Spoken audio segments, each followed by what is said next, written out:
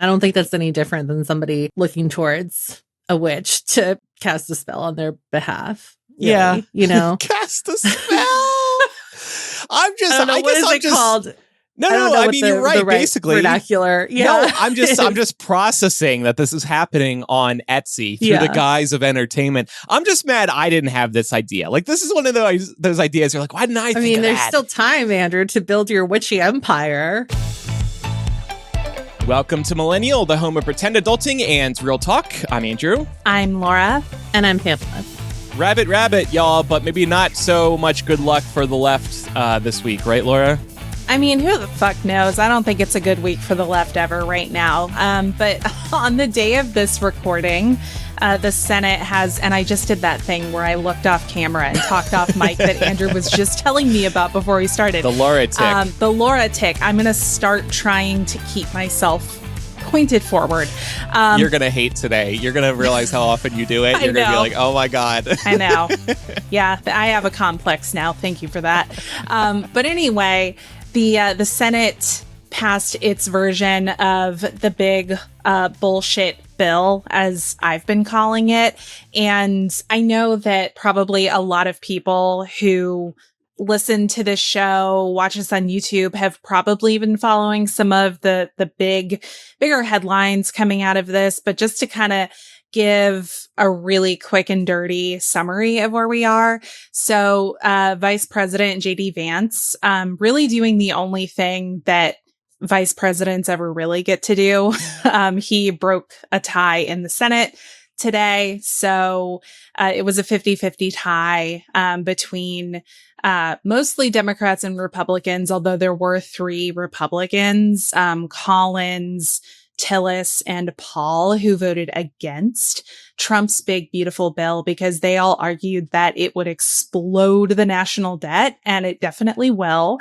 But that is only one of the many things that is included in this Senate package. So it also includes tax cuts for the 1%. So yay for all of the tech oligarchs. Congratulations. As well as rolling back billions of dollars in green energy tax credits. So if you buy an electric vehicle or you make, energy efficient improvements to your home, say goodbye to those tax benefits. Yeah. That's not going to be great, but I think even worse is that it includes $1.2 trillion in cuts to Medicaid and food stamp programs nationwide, as well as more stringent sign-up processes for those aforementioned programs. Not to mention, it includes $350 billion to pay for the wall that Trump promised Mexico would build in his first term. They're not leading with that part. Funnily enough, they're not in there, huh? Yeah, it's in there. I didn't know that. Yeah. But it's also what they're really leading with is it's going to fund more Customs and Border Patrol staffing, as well as going to pay for these additional deportations, as well as these detention centers, which more often than not are private institutions that are getting government contracts.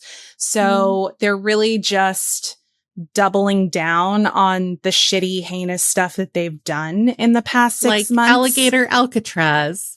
Yeah. Which, by the way, I mean, that's a whole separate conversation, but yes, let's build a detention center in the middle of a swamp, because that's what it is. And there's no clarity on what the actual conditions these people are going to be living in is going to be like. A lot of detention centers are really fucking bad. The other thing is, if you need to build a new detention center because your current ones are too full, then you should be sending people back faster. Mm-hmm. What's the point of rounding people up if you're just going to cage them? Yeah. Well, because that's a concentration camp. That's not a detention center. Yeah. And people like to forget. I'm so glad you brought that up, Pam, because people love to forget that this wouldn't be America's first time having concentration camps. There's a really ugly part of our history where we had Japanese internment camps after the bombing of Pearl Harbor. And I think about that every time I take the ferry into San Francisco and I go by Angel Island. I mean, I wish more people had the context in their backyard, because I think it would really put a lot of perspective on trying not to repeat history. Yeah. Yeah. And I think we also, since we're on this topic, we also have to talk about some of the heinous immigration shit that's going on. I mean, the Justice Department has announced that denaturalization, that means revoking citizenship from naturalized citizens, denaturalization is going to be a top 5 priority for their civil division. So imagine this. We have a naturalized citizen in the US who perhaps commits some kind of crime that the current administration thinks is worthy of being punished. Okay. But their approach is not to say that person should, face consequences here in this country. They should receive due process and everything else they're entitled to via their citizenship. In this country, we want to strip people of their citizenship and send them packing. And on top of that, Trump is already spewing rhetoric about wanting to strip natural-born citizens of their citizenship if we do something to displease him enough. So it's incredibly dangerous rhetoric that is being backed up by this batshit legislation coming out of a bunch of fucking cowards in Congress who don't know how to stand up to him. He has this self-imposed July 4th deadline for this big, beautiful bill that means nothing. The July 4th deadline is just him being like, I like American stars and bars or Star-Spangled Banner holiday shit, so I'm just going to choose that arbitrarily, and that's the deadline. Like, it is, I've been so furious all day, if you can't tell. I am just so exhausted with all of this, and it doesn't even end here, because it's not like this bill in its current form becomes law. Because the Senate made changes to the House bill that passed, it now has to go back to the House. So the House is either going to have to basically push it through and vote on it as is, which they're probably not going to do, because a lot of the House reptiles are extremely upset that the Senate has taken away some of the most draconian parts of this bill, believe it or not. So it's just going to be another few, who knows how long this is going to take. It's going to be more exhaustion, and ultimately the American people are the losers at the end of the day. Speaking of spineless, Murkowski flipped. She was a holdout. Yes, fuck Seriously, her. Fuck her. And her reasoning for voting for this bill, she said, well, it's going to go back to the House, and I hope they make some changes. Bitch. Like, bitch, you could have just voted no. No. This is the same woman who a few months ago was doing like a town hall or something, and one of her constituents was like, Senator, we're scared. I'm scared. And Murkowski has this dramatic pause, and she goes, I'm scared too. It's like, bitch, you're a senator. You're in control. Do something if you're scared. But instead, she just flips and follows along with Trump. You want to know what's really fucking insidious? So Murkowski was also one of the votes that got this shit out of committee. And the whole reason that she agreed to vote it out of committee so that it could actually be voted on the floor was she made a deal to exempt her state from some of this bullshit if she agreed to vote it out of committee. Yeah. Fuck you. Wow. Yeah. It's going to be like that now, huh? Yeah. No, for real. And to that, I would say all of these senators have wealthy donors who have them in their pockets. So now is the time to go and bomb their reviews, call them up, Don't just call your representatives and scream at them. You should be doing that if you haven't been, but definitely call up their donors too, because we're just at a point where it's a fucking rat race. The Supreme Court, we're not even going to get into that because that's just, there's been so much going on. But the Supreme Court has basically told us we're 50 different mini nations now, and your rights just kind of depend on which state you live in and whether your state's attorney general would be willing to file a class action lawsuit on behalf of everyone in your state to get around some of these heinous executive orders. So we really are coming to a place where it's like kind of fucked depending on which state borders you live in.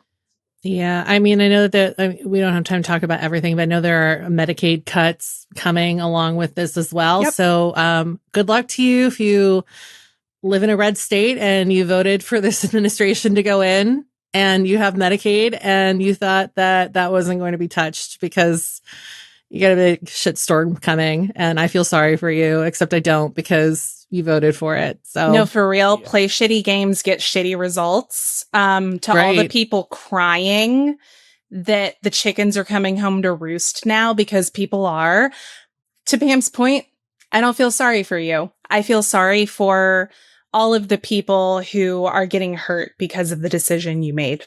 Exactly. So, there we go. I just dropped in Happy the Discord. 4th of July. Right. Yeah. So proud to be an American. I just dropped in the Discord. People can look this up if you're not in the Discord right now. How many people on a state-by-state basis will be losing their health care? And, you know, it's tens, if not hundreds of thousands of people in every state. It's interesting to see this. Elizabeth Warren posted this just to see exactly how it's going to be affecting you. For example, 114,000 people in Nevada will be losing their health care. In California, 2.3 million. And Laura, in your state of Georgia, 651,000. So this is impacting a lot of people on a state-by-state level. And don't fall for that propaganda that says that undocumented immigrants are going to lose their Medicaid, because guess what? They don't qualify for it. So yeah, right. They're not benefiting. Laura is so angry with all this, by the way, that I believe she's summoning thunder in her home state right now. Do I hear thunder while we're recording right now? Yeah, so we have some bad weather rolling in. You're summoning it. Well, we'll see. Y'all, when I say that I have been fucking seething, none of it's a surprise, of course, but it doesn't make it any better, right? And yeah, I would just say, since we're talking about Medicaid and people losing healthcare, if you have private insurance and you think that this doesn't affect you, think again, because when all of those people on Medicaid who lose their health care have nowhere to turn, where are they going to go? They're going to go to the emergency room. And when they can't pay for that, who do you think foots that bill? Mm-hmm. We all do. So we will foot that bill in increased premiums on our insurance and increased hospital bills. The other problem too is that there are a good many hospitals that rely on Medicaid funding to stay open. Yeah. Especially rural hospitals.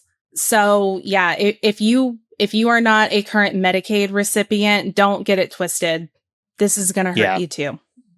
Hold on, everybody. I guess that's all I can say. Yeah, hold on to your butts. Here it comes. But also, I just wanted to briefly update people on the Diddy trial. There really hasn't been an update, but there was some news on Tuesday that the jurors in the Sean Combs trial did reach a verdict on all but one count, and the jury is going to keep deliberating on a racketeering conspiracy charge on Wednesday morning.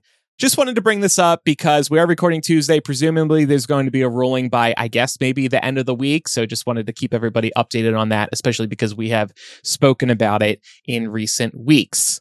And finally, at the top of the show here, on a lighter note, Laura, I think you could relax with some appetizers, some delicious chain appetizers.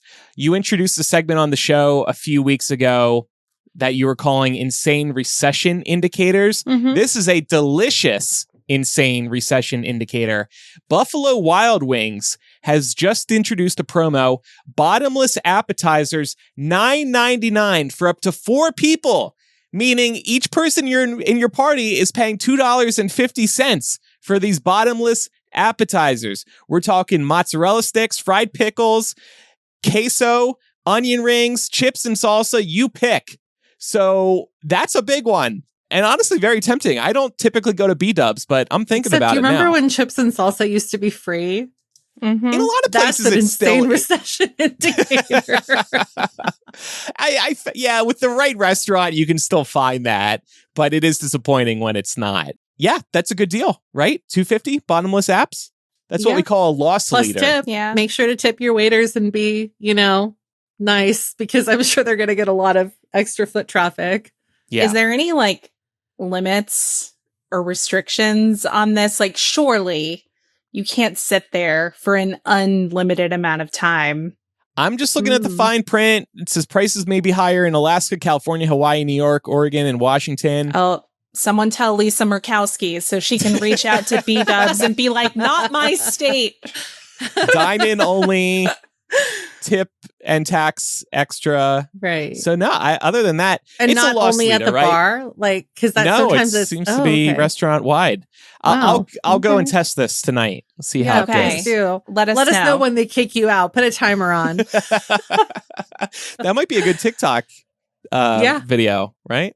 Yeah. No, but that's what we call a loss leader, right? They bring you in with this great deal, and then you're spending a lot of money on beer or a main meal or something like that. It's like Costco with the rotisserie chicken all the way at the back of the store. Yeah. In hindsight, I mean, Applebee's, I feel like does the opposite. They get you in with their $3 happy hours, and then you get hungry. You get the drunk munchies. Yeah. And so then you start ordering Definitely. their stuff. Definitely. All right. Well, we are going to take a break, call our local B-dubs, and when we come back, we're going to talk about a few trending topics that have caught our eye and maybe having us thinking about new business opportunities. So we'll be right back. Today's category on the show is what's hot online right now and what it says about us as a society. I want to start by talking about Etsy witches. These people are doing very well. The Washington Post covered them recently. And Etsy witches sell digital witchcraft, and it seems to be really popular. You can purchase a variety of offerings from these Etsy witches, from love and luck charms to curses and spiritual cleansings. Despite Etsy's official ban on metaphysical services in 2015, spells are still sold on Etsy, but under the guise of entertainment. The Washington Post reporter ordered a road opener spell for $15.99 to remove personal and career obstacles. The ritual included sharing personal info, receiving photos of an altar, and a written incantation. While no immediate results followed, the author noted a renewed sense of hope. Elsewhere, the reporter found that for $17, you can place an order for good luck. You can pay $5 for a spell that will repair your relationship. You can pay $9.99 to make someone feel guilty. And she also found that curses tend to start around $15 if you have some enemies that you want to exact revenge on. But I was looking online. There was some pricey ones. I was looking on Etsy. I saw some pricey ones. You can get a custom wish spell, whatever that means, for $116. That's currently 71% off. And this is all the same stuff. They send you a message. They send you a photo of an altar. Hey, I did the spell. Good luck with it. Boom, collected $100. Now you might be thinking, well, Andrew, is anybody actually buying this stuff? This one I'm looking at right now with the custom wish spells, 1,600 sales from this creator alone. And you can find others with thousands of reviews, meaning thousands of people have paid for these. This is huge. Yeah. I mean, on one hand, it seems ridiculous, but on the other hand, I think, it's no different than religion, except people pray for you for free there, usually. You know what I mean? Yeah. It's it seems kind of hokey, but at the end of the day, isn't Wiccan a religion? Yeah. So, yeah. So it's kind of that whole thing about altars and stuff like that. It's even my brother and I are lapsed Catholics, and we always joke, we really need like some extra, power from the universe. Let's just go light a candle and like call it a day, you know. People are So looking it's like, for it's something. superstition. Yeah. Something that they lean can on. believe in. Yeah. So at the end of the day, like, it's kind of odd that people would pay, but also I'm not surprised because we all look for or towards things that might bring us good luck and good fortune.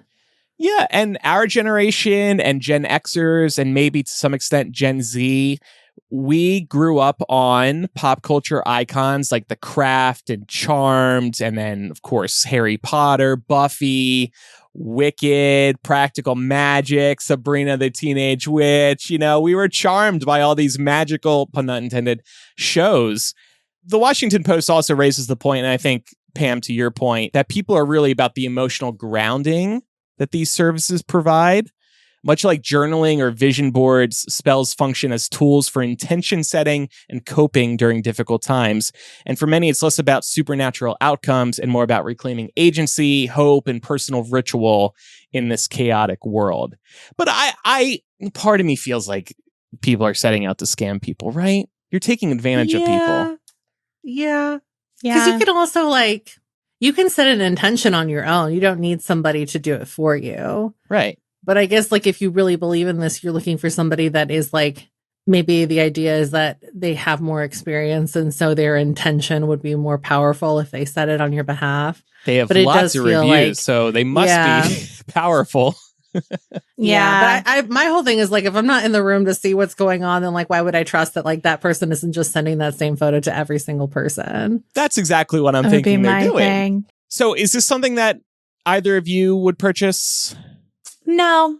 I don't think so either. I also, I want to be fair to the people who maybe would, because, y'all listed some examples earlier of other things that people spend money on to, get coaching, right? I was also thinking about coaches, right?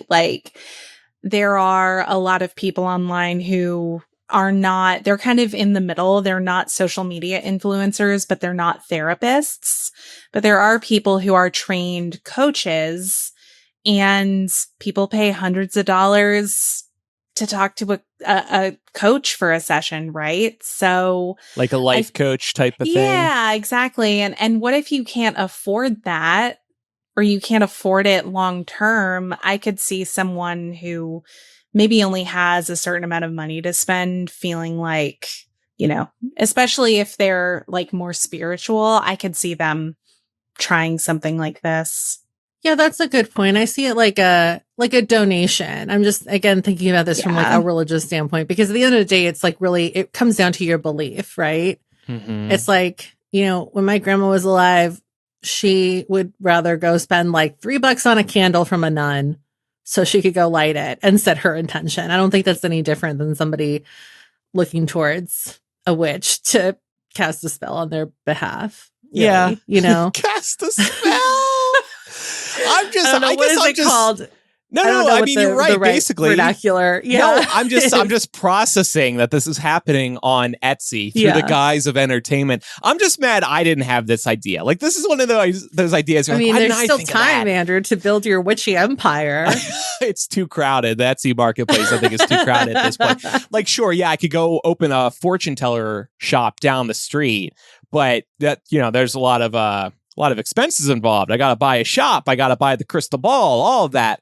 But on Etsy, I just take one picture of an altar and I just send it out to everybody. And I ask ChatGPT to come up with something inspiring and I'm done. $100. Thank you. Yeah. People do this too with crystals too. Crystals are still really popular. They've been having a moment for a while. They kind of go in and out of popularity, but a lot of people really believe in charging their crystals and wearing certain ones, and that's all about setting intention too. So Pat tried that, actually. We went to Sedona, Arizona, which is legitimately a well-known crystal vortex, I believe is the phrase, and he bought some crystals, one which looks like a butt plug. So I hate that it's just sitting out in the house. I think people see that and wonder what the hell is going on with that thing. Oh my God, the decorative butt plug. I love this. Crystal butt plug. No, but he did that. He bathed the crystals in In the sunlight. moonlight and Yeah, stuff. yes. I'll have to check in. I don't know if it's brought him good fortune. But I have a friend whose cousin has actually made up really good money being a crystal seller, to the point where she goes to like crystal expos and buys wholesale. Wow. Because her place is doing so well, her little like online shop. And so my friend now has like a couple, because she's like, you know what, like if it's good energy, like, and they're pretty to look at.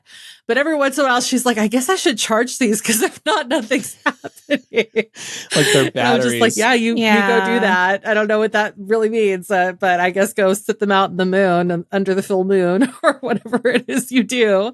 That's the thing. Like, I don't think it hurts anything. Sorry, I'm looking away from my mic again, but I don't think it hurts anything as long as you're not trying to use it as a replacement for like medical treatment or, paying your bills or having tough conversations that maybe you need to be having. Like, I think as long as it doesn't become a crutch that prevents you from doing the things you need to do to take care of yourself, I think it's fine. When I go into therapy on Thursday, should I mess with my therapist and tell her I spoke to my boyfriend's crystal butt plug and it said to replace you, the therapist, with them, the crystal butt plug? No, you should say, well, I charged my crystal and I really feel like that helped me set good intentions for the month. And I don't need you anymore. See ya. Your therapist is going to be like, fine, fuck you. Goodbye. I'm evidently losing my health care. So you want to go off Lexapro and stick with your crystal charging? And Andrew's going to be like, no, please, no. My crystals are actually able to submit prescriptions for me. So I'm done with you, psychiatrist. Thank you for all your help. Oh my God. I mean, like, we're kind of joking, but there have been like, like a couple of years ago, there were, I guess like there were some fancy water bottles that were coming out that had crystals in them, and people had to go online and be like, don't like buy those, and don't drink water that is like, steeped in crystals, because crystals are porous material and like you're basically just breeding bacteria. Ooh. And a lot of those are like toxic too. So like you shouldn't like be ingesting anything that is being soaked in any kind of sedimentary rock, so I'll share Pat's crystal collection on Patreon so everybody can get a look, and I'll be sure to point out the one that looks like a butt plug, because actually you shouldn't. You should let everybody guess to see if they're also saying the same thing you are. Oh, well, this one's very unique compared to the others. It stands out amongst the crowd. What color is it? I think that one's like a silver. Interesting. Like a frosty silver. Okay. A silver frosty butt plug. Yeah. And it's like twirled. It's like a twirled shape. It almost looks like a piece of poop too. So it's like a poop crystal butt plug. It's a lot. I don't want it in the house. I'm just imagining that guy on that EMT on TikTok that's always like, if it doesn't have a flared base, don't even think about it. Have you guys ever seen that guy? I've seen that. Yeah. I feel like there'd be a big market for revenge spells on Etsy. I think that could be my or our unique angle, because everybody's revenge got spells, a beef with somebody that they'd like to take care of. This also reminded me of stuff that like I feel like this is what you would have done at a sleepover. Somebody would have bought like a beginner book of spells from Borders, and you would have all gone out to like frolic in the woods together. Ingredients, and then come back and done some fun little witchy stuff with your friends. Yeah. Although Britt in our Discord is pointing out, I can manifest Stephen Miller getting struck by lightning for free. So good to keep that in mind. Yeah. And Roshni's with me. She says, I don't believe any of this stuff. I'm too much of a cynic. I hear you. Yeah. I'm kind of at a point, I used to be y'all remember, you've known me forever, but like, I used to be, I think, a little harsher about things like this. And I'm at the point where I'm like, hey, if nobody's being hurt by it, and if people aren't using it as an excuse to like circumvent other like tried and true, like actually scientifically grounded things that can help them, fine. Yeah. And you know what? Like, make choices for yourself, but like, don't use your crystals to make choices about other people's lives. Like, Well, I wouldn't recommend letting the crystals guide you on your child's health care, for example. Like, yeah. probably not a good call. I will say I found a seller, a witch, let's say, with 969 reviews on Etsy, selling a strong ruin spell. Make someone's life hell. $64.94. That's currently 50% off. Low in stock, only 3 left. So. Oh, there's a limit. There's a limit. Maybe she's taking a break before the holidays. Wow. My hat is off to anyone who does this on Etsy, honestly. You know what? It's wild times that we're in, and people are just trying to get by. This is what happens. Trump's Yes. America, you see an infusion of Etsy witches. Well, we are trying to get by too. Millennial is brought to you by listeners like you. Thanks to recent patrons, including Emily and Hannah, for supporting us. And shout out to those who are doing free trials, which we plug. We see you. Visit patreon.com/millennial to support us for as little as $5 a month. And you can get instant access to perks like After Dark. Since we have some witchy discussions happening on the show today, we thought we would turn to astrology to see how our star signs amongst the 3 of us do and do not work well together for podcasting. So what are the strengths and weaknesses according to the stars? I even might become a believer in astrology after going through these notes I prepared, because it's checking out. The stuff is checking out that I researched. By the way, you can also get access to ad-free episodes of the show, our live streams, and a lot more over on our Patreon. And when you become a pal, you'll be able to listen to all of our bonus audio content right within your favorite podcast app. Head on over to patreon.com/millennial to get started with all of the above. That's also where you can find our 7-day free trial to check out all of that bonus content, including After Dark. Annual subscription discounts are also available. Other ways to support us include visiting shop.millennialshow.com, which is where you can pick up official show gear. Also, tell a fellow millennial about the show and make sure you're following us in your favorite podcast app. So in terms of online trends, something that caught my eye recently actually came out of The Cut, and it was an article about the trend of buying the bride a drink, which seems like, I don't know, maybe not so weird on the surface, but the crazy part about this trend is not that it's just happening sporadically at bars or anything like that. It's that bridesmaids and sometimes the bride themselves is actually encouraging people to donate to the bachelorette fund before they even take their bachelorette trip or do whatever they're going to do for their bachelorette day, night celebration. And the way that this is happening is that somebody will create an Instagram story, for example, and it'll include a QR code, and the QR code will link to like one person's Venmo or Cash App or PayPal or however they're collecting money. And then they'll encourage their followers to donate money to buy the bride a drink. And it seems like, you know, this wouldn't garner too much attention, but I guess people just see weddings as a source of joy, and people that try this out, especially if they have larger wedding parties, seems to be raking in a lot of money. They've reportedly, according to The Cut, raked in anywhere from like a few $100s to a few thousand. So it really just depends. And I know some people even take it a step further and head over to places like Etsy, where there are numerous listings for people that are selling everything from bracelets and stickers to custom pin buttons, all of which will then feature a custom QR code. So then you can wear these pins out and then collect more money from strangers for whatever bars you're visiting or restaurants you're going to as part of your bachelorette party.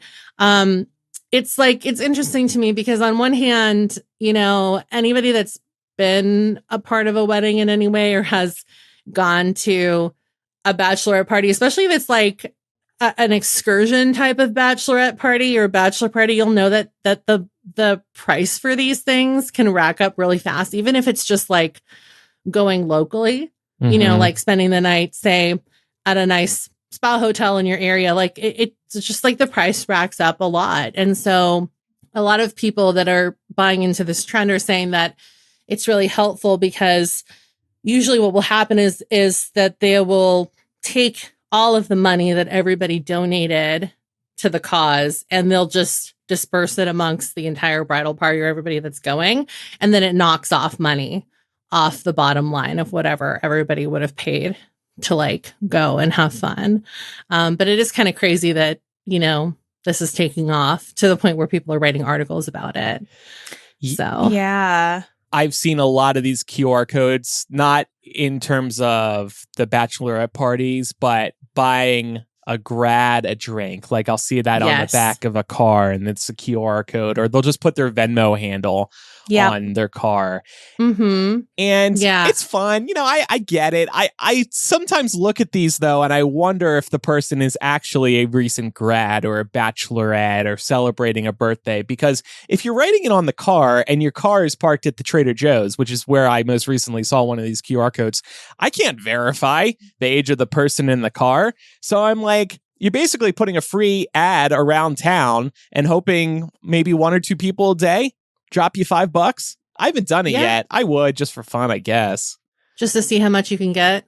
Oh, I mean, like, give to somebody else. But yes, I would like to do that as well.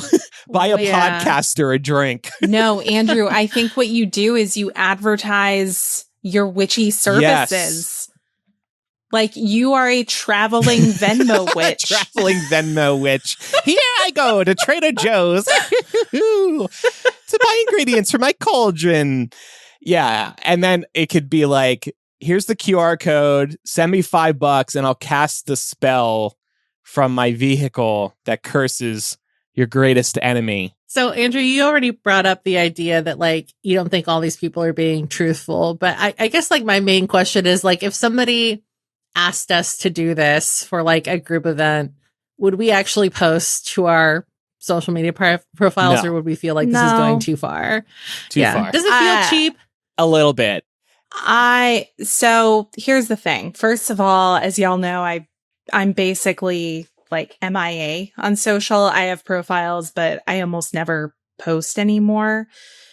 So it would, I can't see myself amplifying this. I don't care if people do, because at the end of the day, I'm like, hey, if someone wants to give you money, like, that's their prerogative. On a personal note, would I do something like this for my own event? No. It would, like, to me personally, it would feel tacky.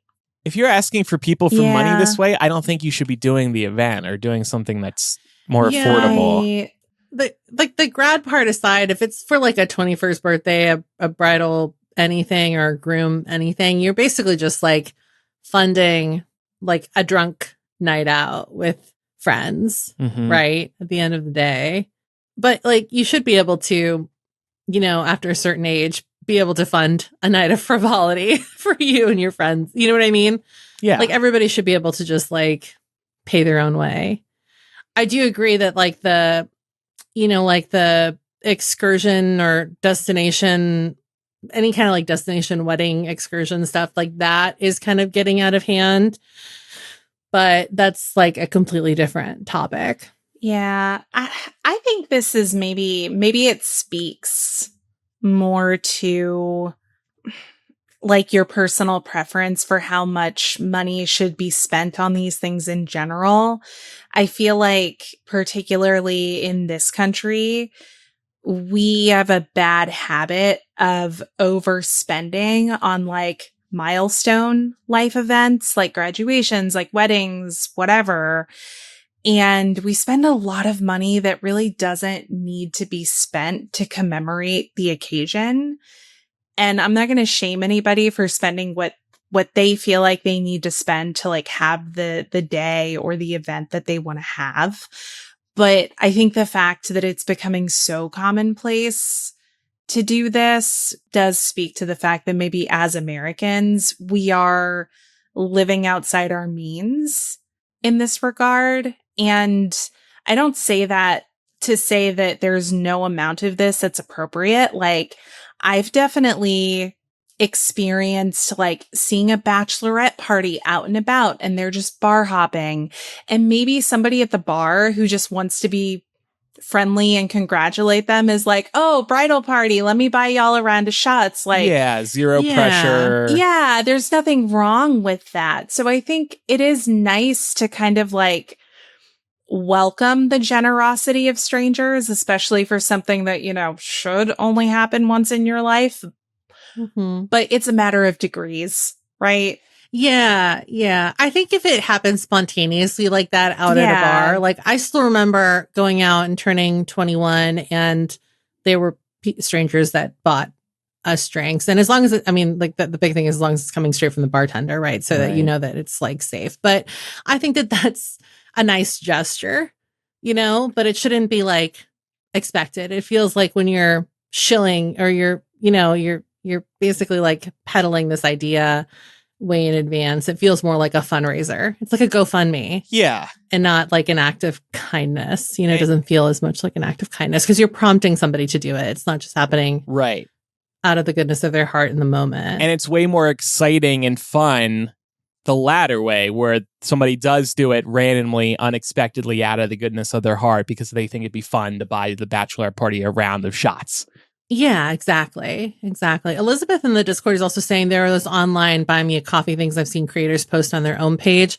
This is in reference to the website Ko-fi, like ko.fi. I don't know if you all have seen that. Yeah. This I actually don't mind because a lot of the people that I see that are using this are like, again, like Elizabeth saying, is like creatives. A lot of times they're artists too. Yeah. So like, and they don't get really paid for their art, especially if they're like fan artists and stuff like that. So if you like enjoy somebody's work, I think it's a nice gesture to like, if you're feeling generous, to go give them $5 or $2 or whatever you want. And a lot of times they'll give you like access to like more art that you might not see on their profile. So if you're a big fan of somebody, go for it. It's basically Patreon. And there's another one literally called buymeacoffee.com.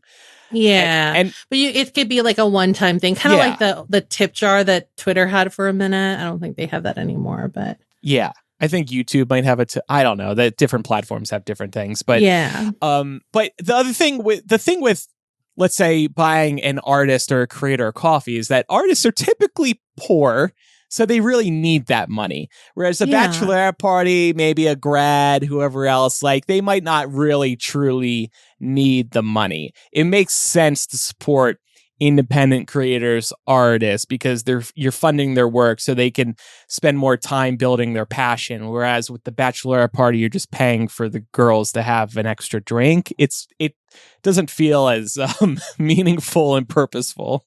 But again, talking about Etsy, Pam, I'm seeing you can buy me a drink QR codes on Etsy that come with flyers, and the name will be printed on the flyer. You're paying somebody to create a QR code for you, which you can do online for free. Again, my hat is off to these Etsy creators who figured out that this is an opportunity to make money online.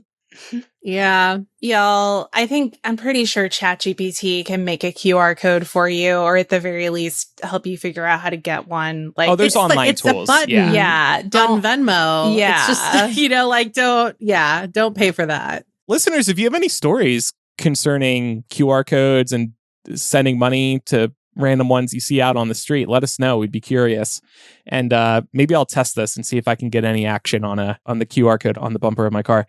What should I say for mine on my car? Just say it's my birthday, buy me a drink, and see what happens. They don't have to know it's not your birthday. And you're not lying about your age, so. Okay, I'll try that. It's my birthday every week when I'm in the drive-thru. Well, your birthday month. People are starting to catch on. The Sunday regulars. All right, we're going to take one more break to print that QR code. And when we come back, we're going to talk about AI videos that are teaching us history. We'll be right back.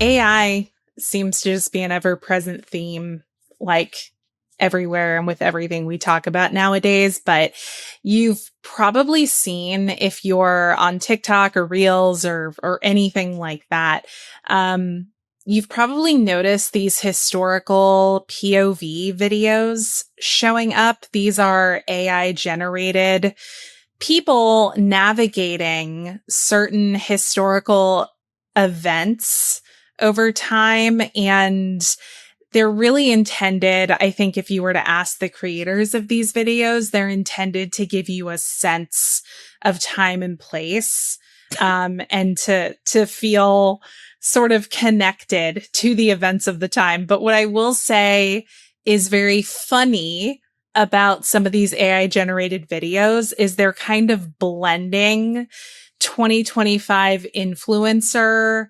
styles with the historical point of view, as you will see when we put on this one Titanic historical point of view video here in a moment.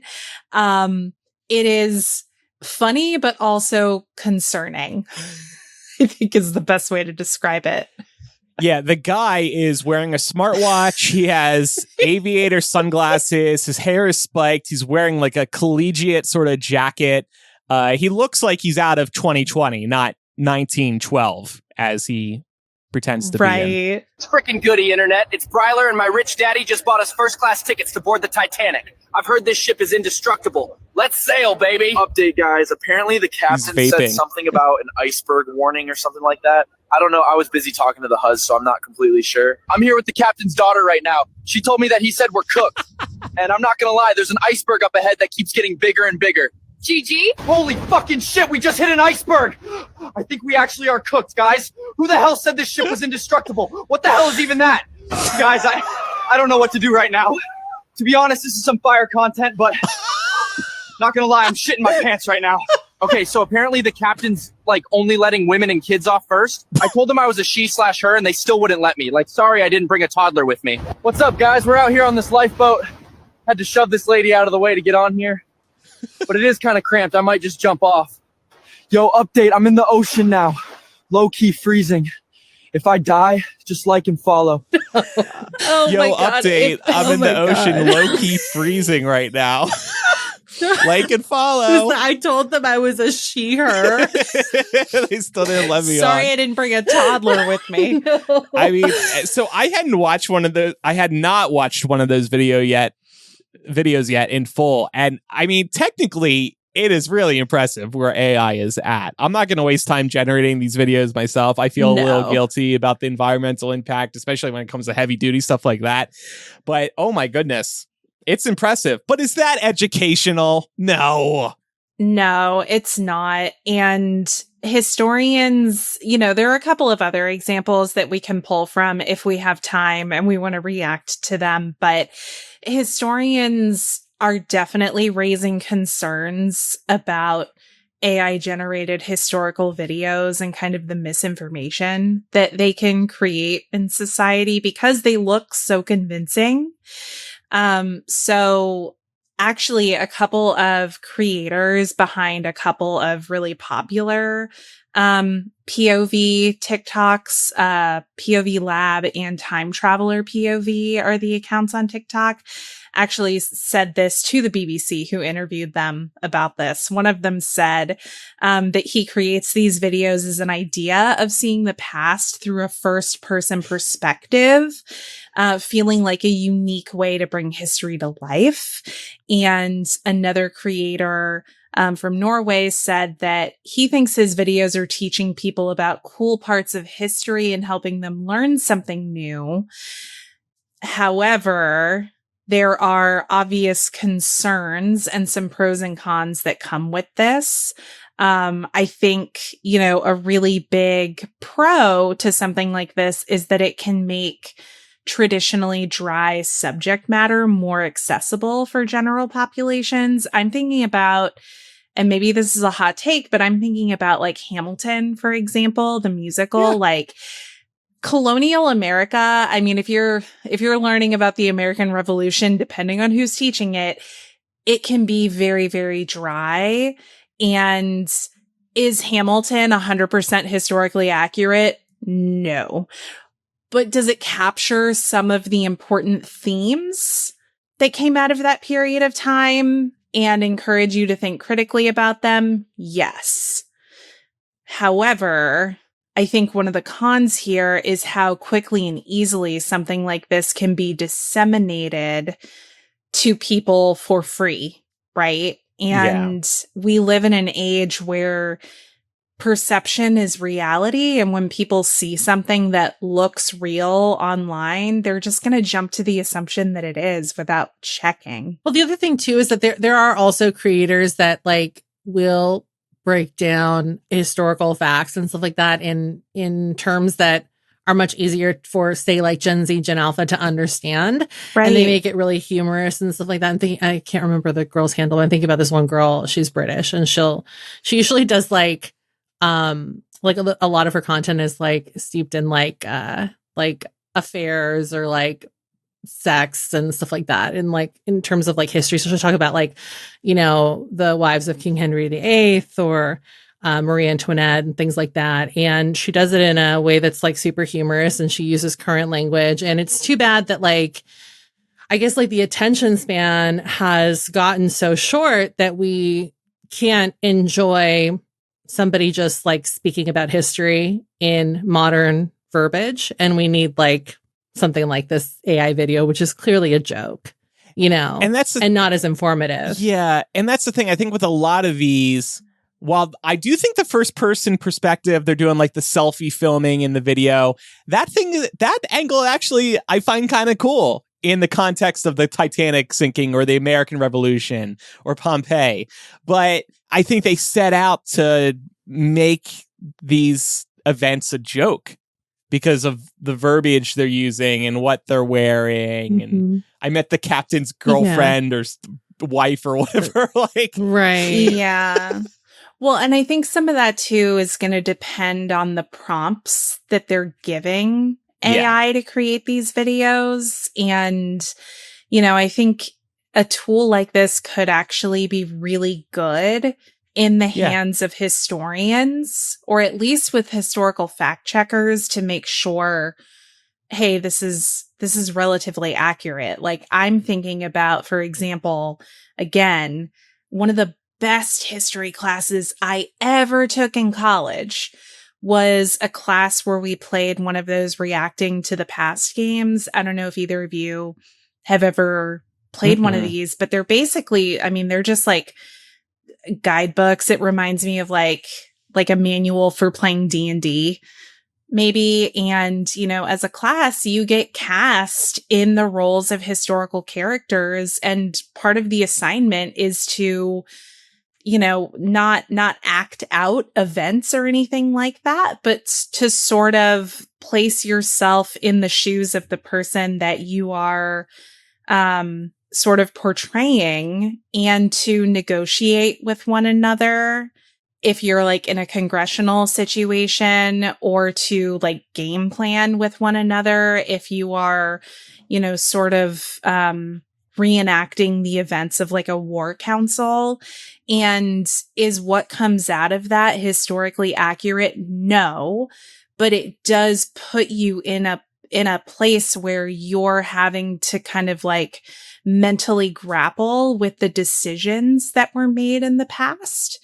Yeah. And I think that gives a better understanding of like the gravity and the weight of those things. I think there is a way this tool could be used for good, but it is very, very accessible. And if anyone can do this, then I think that may ultimately make the cons outweigh the pros here.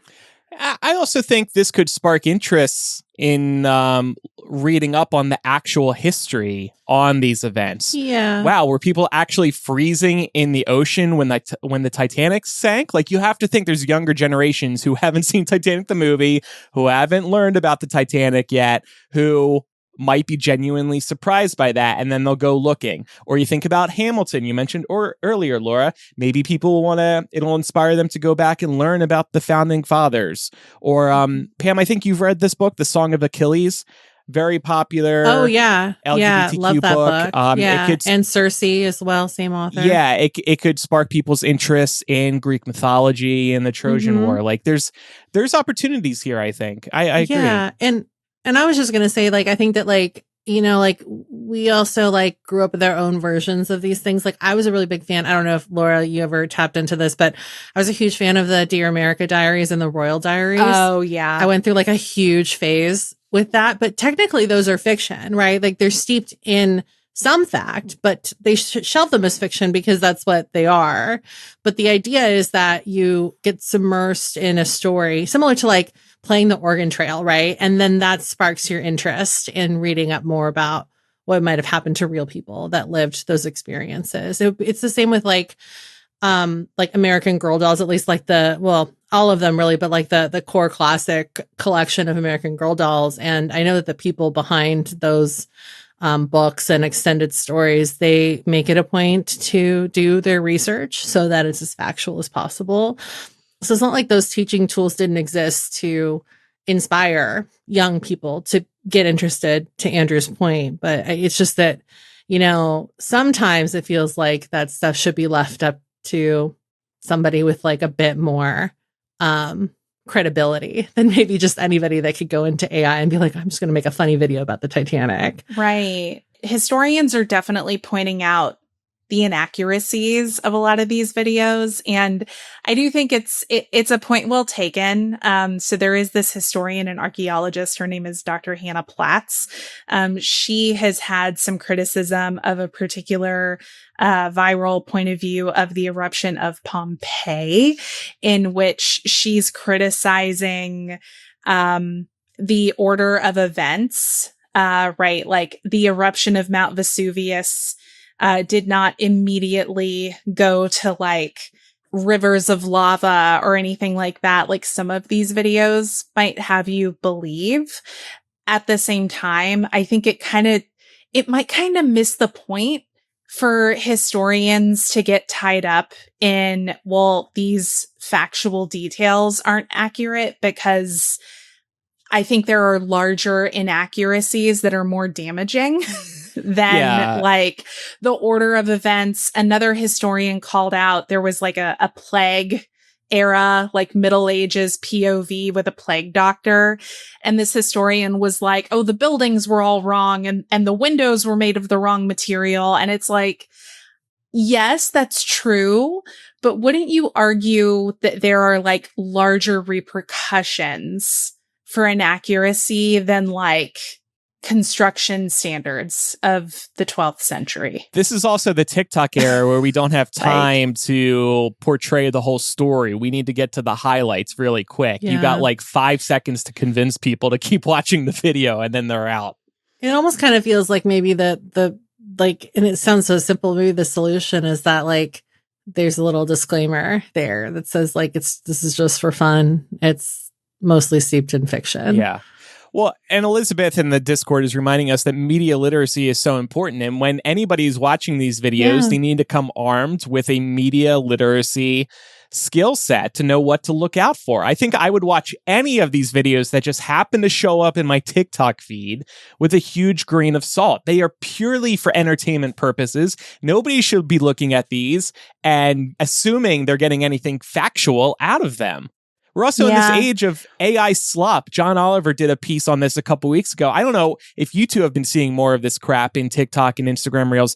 There's so many, admittedly pretty impressive, technically, videos of just like fake things happening out in the world. And some of them are just they've become so stupid that they're entertaining just because of how dumb they are, because it's just funny to see how badly the AI screwed up. I was going to say this is such a dumb example in the grand scheme of things, because it's so like not important, but like glass fruit cutting is a big trend right now. I don't know if you have seen this, but it's like completely generated. It's like, you know, fruit that is glass, and then there's a hand that's like cutting through the fruit. I just think about the resources that are used. I'm not one of these people who's like, oh, think of the water consumption. I'm like, yeah, that is an issue. But I'm not typically concerned about that stuff because AI is here. The train has left the station. But people creating those types of videos, I'm like, God help us. The bandwidth, the electricity that is being wasted on this total garbage. Well, and it makes me second guess a lot of shit too, because you know what happened here in Georgia, like a week and a half ago? We literally, south of Atlanta, had a literal meteor break up in the atmosphere, but it didn't fully break up. So people actually saw it coming down out of the sky, this fiery ball. A little piece of it actually went through a real person's roof. When I saw the first video of this on TikTok, I thought it was AI. I was like, oh, there's AI again, like trying to convince me that meteors are falling on us. And then it turned out it was real. So, though that is good that you were initially hesitant instead of jumping to conclusions. But yeah, I see what you're saying. It cuts both ways. You just assume that things are fake these days because, that has to be AI slop. There's no way that could be real and basically happening in my backyard. And in the defense of a lot of people, John Oliver was, again, covering AI slop, but he was also showing people being fooled by these clips.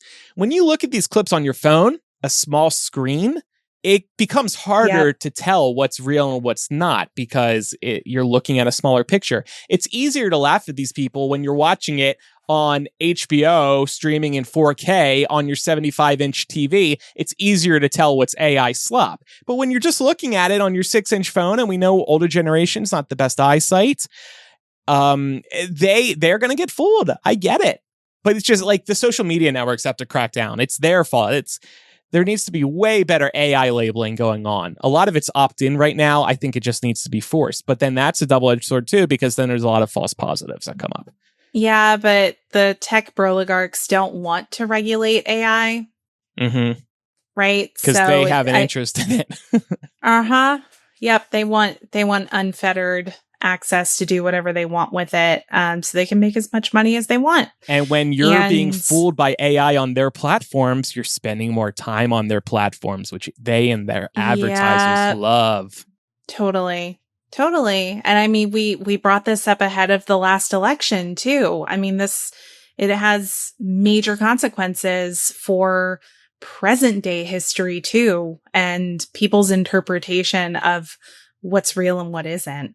On that note, keep doom scrolling. Send us your favorite AI generated history POV TikToks. We'll rate them. It's a new level of doom, isn't it? Just like, again, really all this AI garbage. We thought doom scrolling was bad before. Now there's so many fake convincing videos out there. It's just like, it's so much trash. It's memes times infinity. It's like, oh my God, what a mess. The internet is such a mess. Everybody go outside, touch grass, eat ass, as my sticker says. Coming up in After Dark, I teased it before, we are going to talk about what our star signs say about our podcasting compatibility. It's going to be very interesting to dig into that. And this is actually going to lead into an episode in the weeks ahead in which we get serious about astrology and the benefits we can actually pull out of it. We're going to look for an expert to talk to us about astrology and maybe crystals too. Maybe they'll have something to say about crystals. If you have any feedback about today's episode, you can email millennialshow@gmail.com, or you can use the contact form on millennialshow.com. You can also leave a comment on Spotify or YouTube, or DM us on social. And if you enjoy Millennial, we would appreciate a review in your favorite podcast app. Time for some recommendations. I'm going to use my recommendation this week as a PSA. Some of you may have heard the headlines, but I want to make sure everybody knows this. FICO credit scores are going to start incorporating buy now, pay later loans, which have become really popular in recent years. There was another headline a couple months ago. DoorDash partnered with Klarna, a popular buy now, pay later program, to offer their service within DoorDash. So now you can buy now, pay later your burrito from Chipotle. That's really dangerous. Don't do that unless you absolutely need to. But I just want everybody to keep this in mind. Buy now, pay later programs are now impacting your credit scores. So proceed with more caution than you already should have been. Jesus. You know something my dad said to me many years ago when I got my first credit card? he was like, when you use this, you have to ask yourself, am I willing to finance the thing that I am paying for? Like, if I go to a bar and I use this, am I willing to finance a beer? Like, am I willing to pay interest on the beer that I drink today when I pay this credit card bill? Like, think about it that way, y'all. The deal I made with myself many years ago is that I only use a credit card, but I treat it like a debit card in that I am paying it off in full at the end of the month. I am not delaying that payment. And that forces me to spend responsibly. So yeah, I got a lot of alcohol on that credit card, but I'm paying it off at the end of the month. Mr. T. He'll be so proud to hear that. My recommendation, if you are in the US, call your representatives, as we talked about, on the day that this episode comes out, Wednesday. This, big bullshit, beautiful bullshit garbage shit is going back to the House, and it's not reality yet, so you still have time to call your representatives and scream if you haven't. So please do. We'll put a link in the show notes for where you can find their phone numbers and all that good jazz. And I wanted to recommend going to a running store to get your shoes fitted for your feet, because we're reaching that age where we should be taking better care of our bodies. And a lot of that does start with taking care of your feet, especially if you do a lot of running, jogging, or even like walking and stuff like that. A lot of these places have like really good technology and will tell you what's going to make you more comfortable in terms of like how high or low your arches are, or any kind of like issues you might have as well. And usually there's no pressure to buy either, but it's just good to know like what might be helping you out if you're trying to reach a certain step count, or if you're just trying to stay more mobile overall. So it's a good place to start, and it's a good investment to make as well, even if you're just picking up, some insoles that are just going to make your life a lot better. Listeners, if you're in America, happy 4th of July, I guess.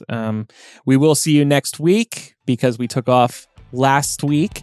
So we are powering through the 4th of July holiday here in America. After Dark starts in a moment for Patreons and Apple Podcast subscribers. I'm Andrew. I'm Laura. And I'm Pamela. Bye, everyone. Bye.